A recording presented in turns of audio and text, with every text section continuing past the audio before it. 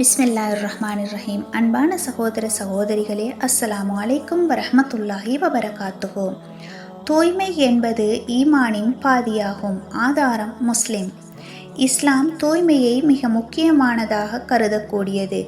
இங்கு தூய்மை என்பது உடல் தூய்மை, ஆடை தூய்மை, இடைநிலை தூய்மை மட்டுமல்ல, உள்ள தூய்மையும் அடங்கும்.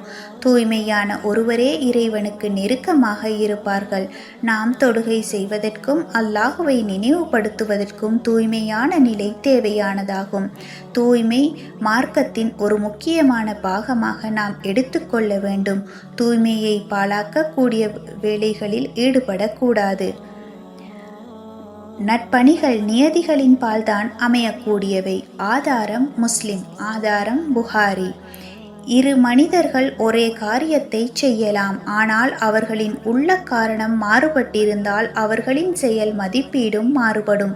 உதாரணமாக, ஒருவர் ஏழைக்கு சத்தியமாக தானம் செய்யலாம், இன்னொருவர் புகழ் பெற நினைத்து செய்யலாம். இவர்களில் உண்மையான நியதி கொண்டவருக்கு மட்டுமே அல்லாஹ்விடம் நல்லெண்ணம் ஏற்றுக்கொள்ளப்படும். நம்முடைய உள்ளத்தின் நோக்கம் சரியாக இருக்க வேண்டும். செயலில் அல்ல, நியதியில் தான் அதிக மதிப்பு உள்ளது. வஸ்ஸலாம்.